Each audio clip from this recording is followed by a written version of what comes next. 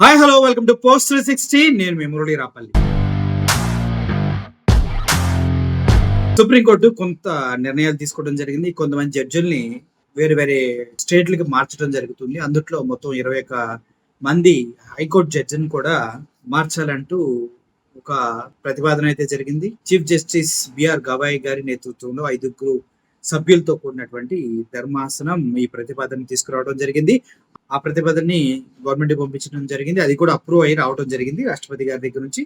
అయితే ఇప్పుడు ఆంధ్రప్రదేశ్కి వస్తున్నటువంటి జడ్జి గారు ఎవరు, గతంలో ఆయన ఎక్కడ పనిచేశారు అనే విషయాలు ఇప్పుడు క్యూరియాసిటీని క్రియేట్ చేస్తున్నాయి ఆంధ్రప్రదేశ్లో. ఎందుకంటే కూటమి ప్రభుత్వం వచ్చిన తర్వాత అక్రమ అరెస్టులతోటి ఆంధ్రప్రదేశ్ మొత్తం అల్లకొల్లాలు దద్దరెళ్ళిపోతున్న విషయం మనందరికీ తెలిసిందే. రెడ్ బుక్ రాజ్యాంగంలో తన మన తారతమ్య భేదాలు లేకుండా దొరికినోండి దొరికినట్టు ఎదురు తిరిగినోడిని, నిజాలు మాట్లాడినోడిని ప్రతి ఒక్కరిని తీసుకెళ్లి ఏదో కేసు పెట్టి లోపల వేయటం మనం చూస్తూనే ఉన్నాం.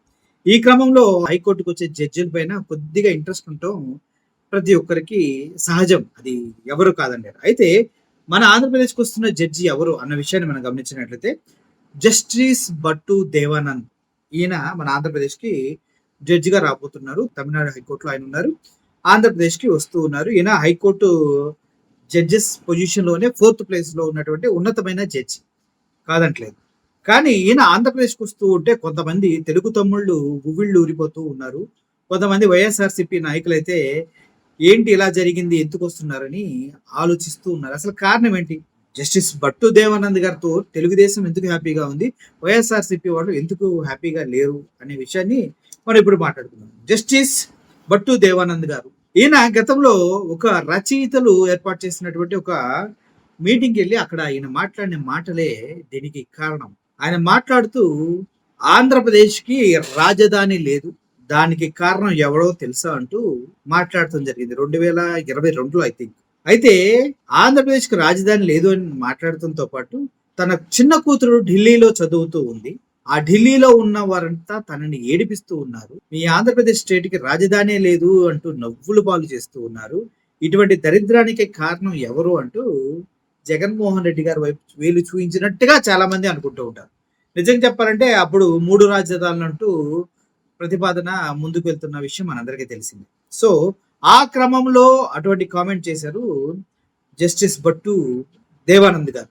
సో ఆయన కొద్దిగా టీడీపీకి ఫేవర్ గా మాట్లాడినట్టుగా ఉన్నాయి ఆ మాట్లాడుతూ వార్తలు అప్పట్లో చాలా వచ్చాయి. చాలా రాద్ధాంతం జరిగింది. చాలా విధాల తప్పు పట్టారు. చాలా విధాల ఆయన వన్ సైడెడ్ గా ఉన్నారని చెప్పారు. అటువంటి వ్యక్తి ఇప్పుడు మళ్ళీ హైకోర్టుకి ప్రధాన న్యాయమూర్తిగా వస్తూ ఉంటే ఎవరు ఆనందపడతారో ఎవరు బాధపడతారో మీరు చెప్పకనే నేను చెప్పాల్సిన అవసరం లేదు.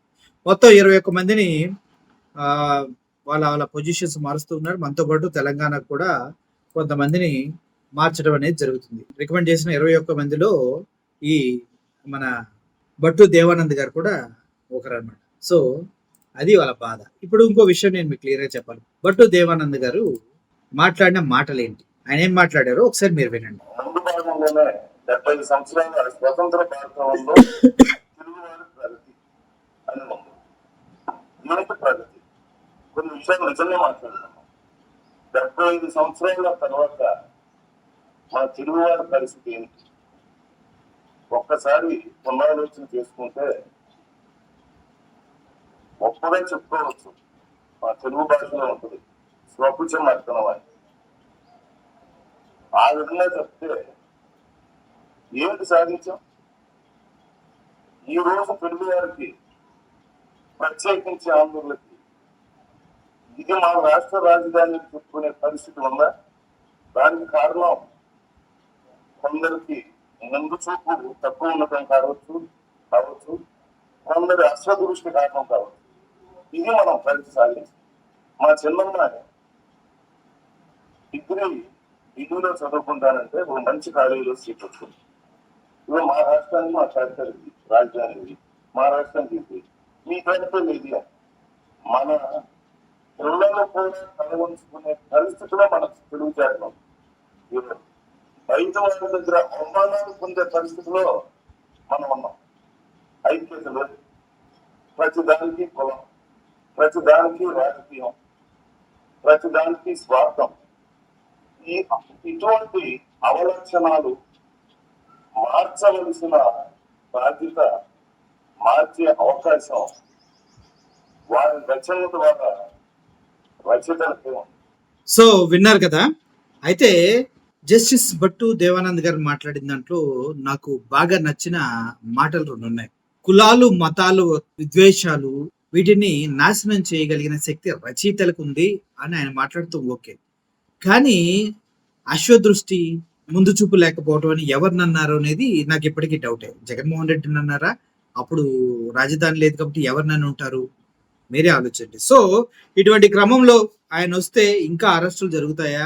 అరెస్టులు జరిగిన వారికి న్యాయం జరుగుతుందా లేదని వైఎస్ఆర్సీపీ పార్టీ శ్రేణులు ఆలోచిస్తూ ఉన్నాయి. మరి నిజంగానే ఒక జస్టిస్ అన్న తర్వాత రాజ్యాంగానికి లోబడి, అదేవిధంగా పీనల్ కోడ్స్ కి లోబడి పనిచేస్తారు తప్పించి పర్సనల్ గ్రడ్జ్ అనేది వాళ్ళ జడ్జిమెంట్స్ లో చూపించరనేది నేను పర్సనల్ గా నమ్ముతున్నాను. ఒకవేళ అటువంటిది లేకపోతే మాత్రం అప్పుడు మనం ఆలోచిద్దాం. సో మొత్తానికి జస్టిస్ భట్టు దేవానంద్ గారు ఆంధ్రప్రదేశ్కి హైకోర్టు ప్రధాన న్యాయమూర్తిగా రావడం చాలా ఆనందకరం. గతంలో ఆయన పనిచేశారు, మళ్ళీ పునః స్వాగతం పలుకుదాం. మంచిగా ఆయన రాజ్యాంగబద్ధమైనటువంటి తీర్పులతోటి మంచి జస్టిస్, మంచి తీర్పులు ఇచ్చి మంచి జడ్జిగా పేరు తెచ్చుకొని కోరుకుందాం. అంతే కదా. Thank you for watching this video. Murali signing off. Thank you so much.